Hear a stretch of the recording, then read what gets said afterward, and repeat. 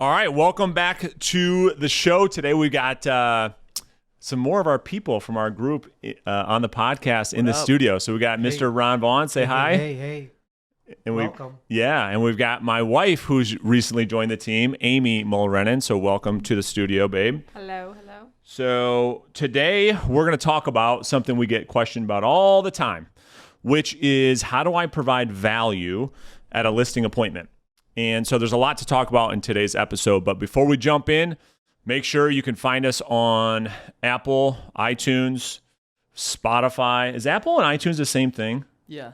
Now it is. It is, yeah. okay. Yep. I always wondered that. It's like, is that the same? Is it different? I don't know. So make sure you can subscribe to our show, and then you can always watch the replays here on YouTube as well. So anything we mention as far as resources goes, where can they find that, Colton? So resources, if you go to YouTube, under the, just find his most recent video. There's the description links, and under the podcast description as well. There's tons of resources there. Yeah, so anything we talk about, it'll all be in the description beneath this video. So let's jump into it. So I think the question, you guys, that I think agents have a tough time with is we hear everybody say, you got to provide value. And what I want to do in today's show is bring context to what that really means. So there's, we work on frameworks in our coaching business. When we coach an agent, we show people how to position themselves as the obvious choice. And I want to give the listeners today a behind the scenes look into what we really mean about that. So first off, I want to talk about how do we define value? My thought, and I'm curious to see what you guys think, I believe value is in the eyes of the beholder. I think value is a perception. Because how do you quantify it? We're gonna do the best we can on today's show. But what do you guys think? How would you define if something's valuable or not? Well, I think the first thing that we need to do when we're working with prospects is we got to ask them questions. Just like you said, we all have a different opinion of value. Well, what are they looking for? Yeah. Before you can give them any value, we need to ask questions and find out exactly what they're missing and what they need before you can even come close to value. Yeah, it's a great point. Yeah, seeking to understand, because you what you think is valuable, the prospect might not find any value in, and how we do that is by asking questions. That's a really, really good point. Colton, you want to add anything to that? Yeah, I just think value starts before people think it starts, right? People think value starts when I go meet with the prospect, I got to provide them value, but you need to think of your end outcome. What are you trying to get? Are you trying to take listings? Are you trying to work with a certain prospect? Like we talked about on last week's podcast, is there a certain niche you're trying to associate yourself with? So really planning out in advance what your end goal is, and then reverse engineering from there what value you want to provide. Yeah. So let's talk about how, right? I think it's easy to have this conversation, but I believe how you create value in the eyes of the beholder is two things must occur, okay? So this is something that we talk to our coaching clients about all the time, which is what our value equation. And the value equation has two parts. It's one, how do we increase certainty and decrease risk? Those two things are the constants that must occur in order for there to be what I call a value exchange between two people. So how do we increase the certainty a seller has in working with you as the real estate agent, and how do we decrease their perceived risk by hiring you to sell their home? This is where we get very granular with some frameworks, and this is what we talk about all the time with agents in our coaching program. So the way I articulate this is this.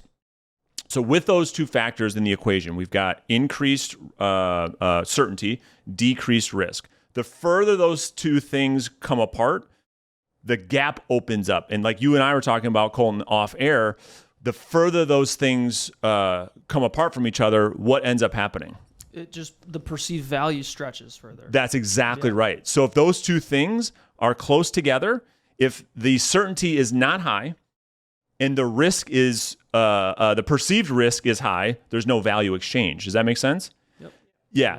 So we've got to expand those things as far as possible. We have to position the listing presentation in a way that gives the seller as high certainty that you're the right person, and we have to decrease their risk from making the decision that we're the right person at the same time. Yep. So let's talk about how to do that. this is something that we've been working on and crafting and mastering for quite some time. And the way I articulate this is we have to create an offer that is so good that sellers can't say no. And Ron, you talk to coaching clients all the time, but like what we do to help an agent do that, when we talk about positioning the agent as the obvious choice, the way in which we do that is we help them create an offer that is so good that they become irresistible to sellers. We call it our unique value proposition. So I want to give the audience a couple ideas on what that means. You guys, did I miss anything that you guys want to add so far? No. Good. All right. So when we talk about the value proposition, number one is the pre-appointment presentation. Like when a prospect says, okay, I want to meet with you, I'm interested in interviewing you to sell my house. What are you doing between the time they say yes and the time you show up for the appointment, right? And to give some people some ideas, do you have a pre-listing packet? Is it professionally designed?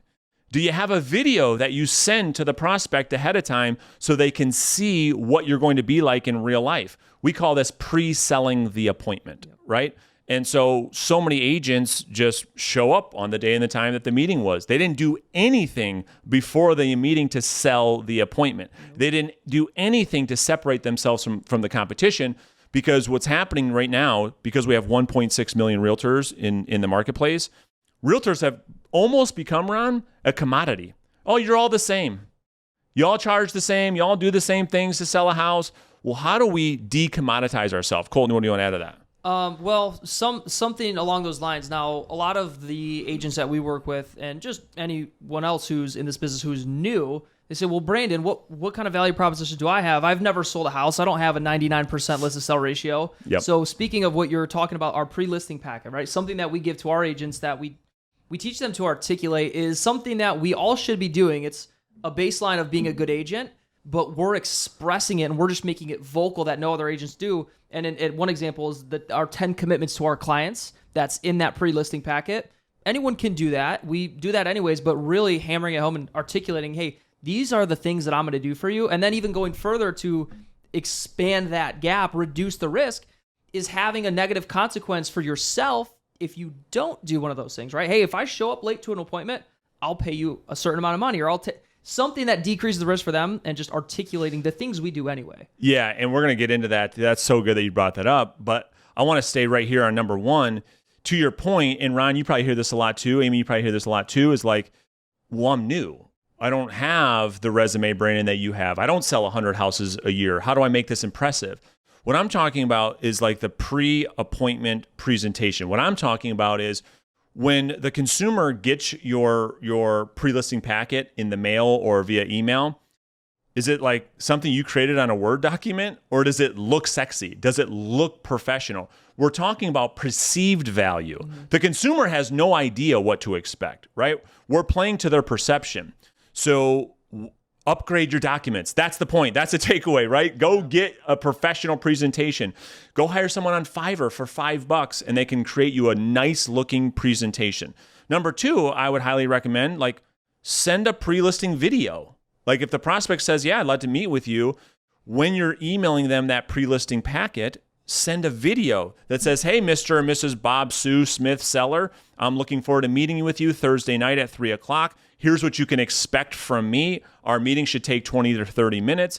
And now the prospect's saying, holy crap, I've never had one of these before ever. Go ahead. You want to add something to that? Exactly. I think agents right now are struggling for listings.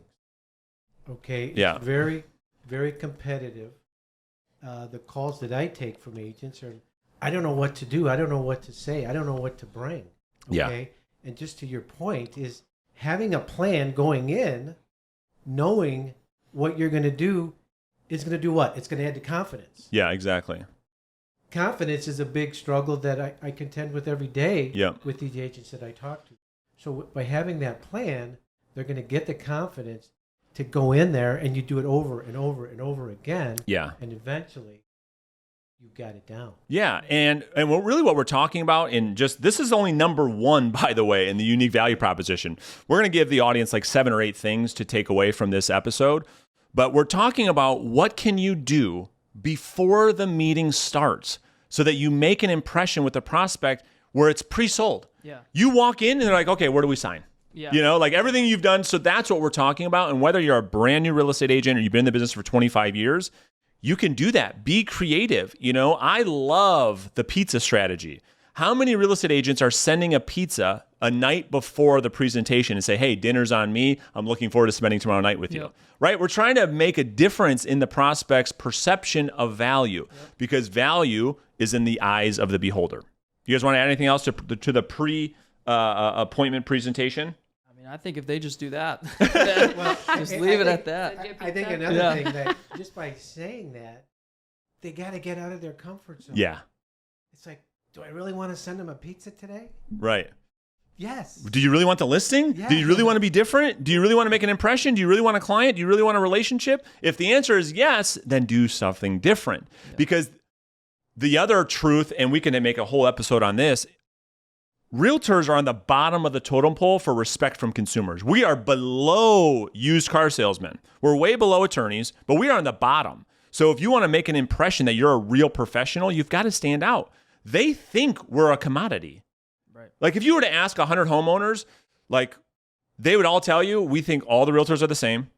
They all charge the exact same amount. They all do the same thing to sell a house. This is why it goes back to agents in our coaching calls bring this up all the time.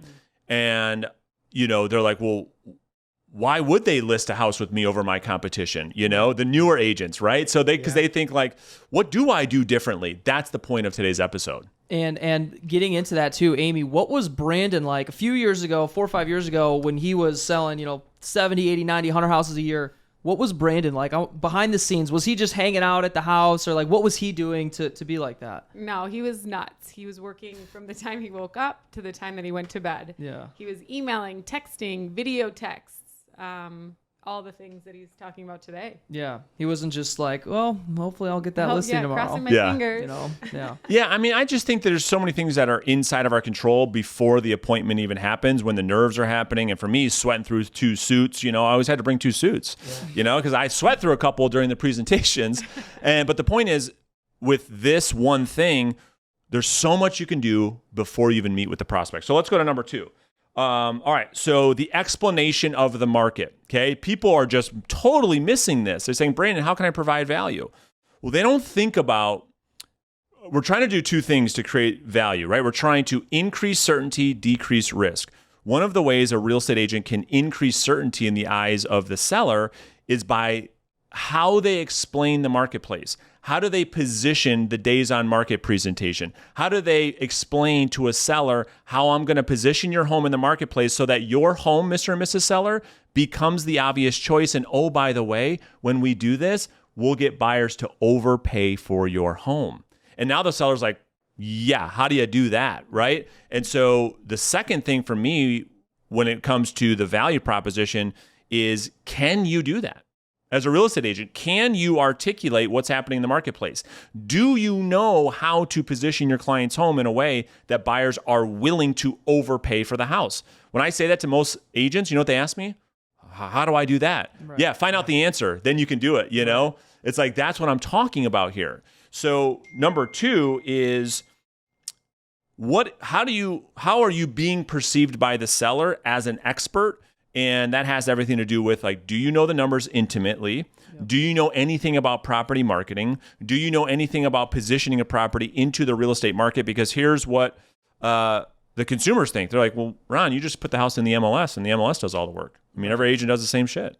Yep. What do you do different? And most agents, when they hear that question, what do you do different? I mean, they get a little nervous, a lot nervous. Yeah. They're like, I can't answer the question. So you've got to be able to answer that question. You guys want to add anything to number 2? Just to put all that in a sentence is that, clarity will create confidence. If you're clear and they understand, like you can articulate well enough so they understand what you're saying, then that's going to instill confidence. Without having to have something special, just be clear on how you're communicating with your prospects. Well, I think too, as you mentioned, most agents don't do this. Right. Because number one, they don't know how to do it and they don't do the research. You want to separate yourself from the other guy or the other girl? This is what you need. 100%. Yep. And I think, again, this doesn't matter if you're a new agent or not. knowing the market is just doing the work. Like, do you, when no one's around, go into your MLS and study the market the same way you did when you were in high school, the same way you did when you were in college? Do you treat your career the same way, or are you not studying when no one's looking? Well, hey, I want to add one other thing. Yeah, please. I take a lot of these calls, agents calling in. Yeah. Okay? Just had one this morning, brand new agent. And she said, look, I don't sell 30, 40 homes. I'm brand new. I don't know, does this program work for me? I'm like, hey, look, we get agents that have been at it for 10 years. And they don't know how to get listings. Yeah. So it works for everybody. And they're in the same boat. Yeah. Here you are thinking, I'm brand new. I got an agent that's 10 years in the business. They don't know how to do this stuff either. No, they don't. Yep. No, they don't. You're right. In this business, it's interesting that like the length of time you're in the business makes no difference, Yeah. you know, because you have 1.6 million agents. If you were to go ask them like, all right, well, can you generate a listing appointment in an hour? Ooh, I talked to 3-4-year-old agents. They've never done a listing appointment. Exactly. Exactly right. So you're right. It does. 10-year has no barrier on what we're talking about. Okay, so let's go to number 3. So now I want to shift. We talked about how to increase certainty in the eyes of the seller. Now let's talk about the other part of the equation, which is decreasing risk. What types of terms do you have in a listing contract that decreases the risk from a seller's point of view on, like, if I hire you, what am I signing up for? As an example of that would be like our Savvy Seller program, right? What are sellers concerned about? How much are you going to sell my house for? How much am I going to put in my pocket? And are you going to give me a good experience, right? And so they don't know during the presentation. So the Savvy Seller program is a program that's designed to give a seller flexibility in, you get to find your own buyer too, even when hiring me. The competition's too scared to do that. Well, I don't want to do that. You know, I want to protect my commission.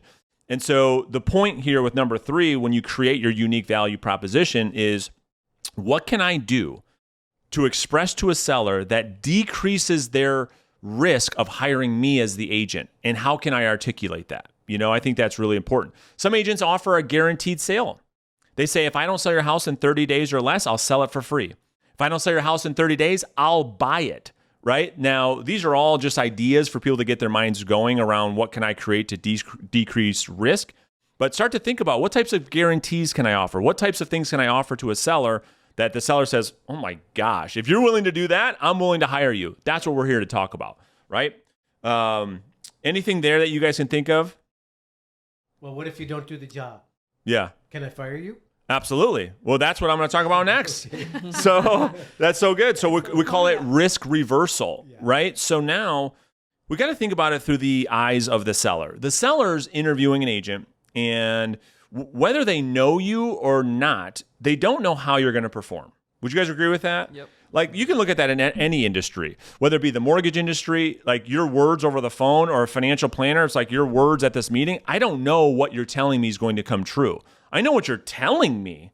I know you're telling me you're going to get me great returns. I know you're telling me you're going to lower your interest rate, but you haven't done it yet. So we have to remove the risk, making it easier for the prospect to say, yeah, I believe you. Well, how do we do that? Well, we have to do risk reversal. Risk reversal, to Ron's point, is in our world of real estate, is like, if I don't, you can fire me. There is no better one that I can think of. Yeah. But for the audience out there thinking about this, imagine you can tell a seller, listen, if I don't do what I say I'm going to do, you hold the right contractually to fire me. This, I can't think of anything better that gives a seller more certainty and removes all their risk. Because if you're full of shit, they get to fire you. Yep. You know, and I think that's just so big, Ron. That's a really good point. All right, so that was number 4. Let's talk about number 5. Okay, again, we're looking to do 2 things: increase certainty, decrease risk. Sellers care about how much they're going to put in their pocket, right, Aim? Correct. You love money, you know? So, yeah. So, well, what if you offered a flexible compensation structure that wasn't rigid, that was different, that created you an offer in a marketplace that was unique to every other agent? And there's all kinds of options out here. You can have a flexible commission program with how the buyer comes to fruition. You can do it based on sales price, right? And so that's the ladder approach. You can say, hey, if I sell the house, if we list it at $100,000, Ron, and we sell it for $95,000 or more, you pay a full commission. If I sell it for less than 95% of the asking price, you only pay 5.5%, and then it goes 5%, then 4.5%, and 4%. This is meant to do the two things that we talked about, right? Creating that value exchange. So I think the compensation structure, most agents, again, to your point, Ron, they don't know. And the brokers don't know, and so they're not being creative, and therefore their offer isn't irresistible. They are a commodity. And that's probably why most consumers, quite frankly, look at us as a commodity, because for the last 50 years, no one has been different. No one has offered anything different. No one's done anything different. And so that's what we're talking about in this episode, right? You guys are just shaking your heads. It's hard to say anything else. That's so true. Yeah. All right. So 6 and 7. All right. So I'm going to go through, because we got 5 more minutes left in the show. I want to get through 7 as fast as possible. But 6 is just some type of guarantee, some type of guarantee that assures the seller that, again, you're not full of shit. There's like a stopgap that if you don't show up, if you don't do the Google advertising that you said you're going to do, what's going to occur? If you don't call me every single week, what's going to happen, Ron? Right? And so these are guarantees that the seller in the presentation can be reassured that everything you're saying is going to happen. Otherwise, you're going to pay a penalty. And so, Cole, tell the story about the $100 bill. I love this. I love this so much. I can't remember where I saw a YouTube video like 4 years ago when I got into real estate. So I apologize for not giving credit where I learned this, but essentially it's, all right, if I don't show up on time, if I tell you I'm going to be there at 4 and I get there at 4:02, like I will give you $100, right?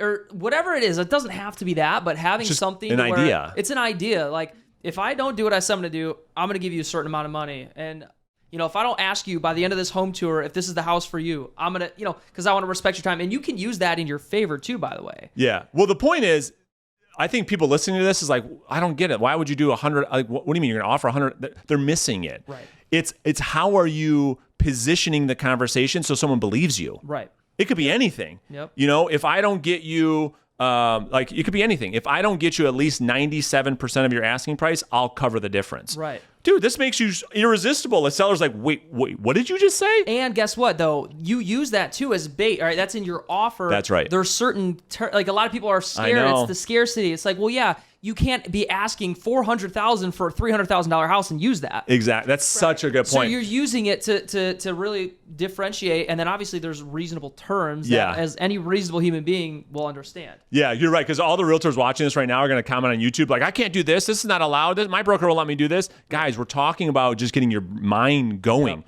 All right, number 7. This is like one of the best things I think an agent can offer in their value proposition is what I call the certified pre-owned home. Happens all the time in the auto industry, right? We feel more confident, more comfortable, increasing our certainty, decreasing risk when we buy a car that's certified pre-owned versus the dude off Craigslist. Yeah. Why? Why do we feel as consumers comfortable? Ron, your brother's one of the best car salesmen in the world. Why do consumers feel comfortable buying a car that's certified versus not? Well, because they know the manufacturer. Exactly. Warranty. Right. So what if agents do the same thing with their listing? What if you offered a 1-year home warranty on every listing you sold up front that you paid for? Do you think that gives the buyer confidence? Do you think you could get more money for the home because the buyer has more confidence? What if you did a pre-listing appraisal? What if you did a pre-listing inspection and you told every buyer in the marketplace, hey, this house right here is different than all the other homes. You don't have to worry about anything. We got it inspected. We took care of all the things. You get a copy of the inspection report. You get a copy of the appraisal. There's a 1-year home warranty. Do you think you give the buyer more certainty? So when I use the script, Mr. and Mrs. Seller, I'm going to position your home to get buyers to overpay for your house. This is the how. This is the how, right? And so the certified pre-owned home, I think is something that agents don't do, and they're not charging more for it. This is how you get 7% listings, ladies and gentlemen. Yeah. This is how you get a seller to pay you more than 6% to sell their house, because the promise, the offer is, I'm going to sell your house for more, right? And so this is how you do it. Yeah. And that gives you a lot of, how a lot of agents say, I'm going to fight for your home. I'm going to negotiate hard. I'm a professional. What does that mean? The pre-owned, let's take the inspection for an example. Yeah. where do most deals either fall apart or get reduced is during the inspection. That's right. Why? Because they think they have leverage, but you have the leverage up front saying, look, this light fixture, there's this leak in the basement. They already know that, so now they can't use that as leverage against you negotiating. Yeah. Just as an example. You know? Yeah, I love it. So great episode. Hopefully you guys found value on this. If you're watching the replay on YouTube, the way we get these topics is by people like you commenting on the video beneath this video. So let us know what topics you're struggling with. What are the challenges you have in your real estate business? And the gang and I will do a full episode for you, and then we'll tag you. We'll get you the video. But hopefully you guys got value. If you did, make sure you subscribe, like the video, and then we'll see you guys on next week's episode. Thank you guys so much. See you next week. All right, So, later. yeah.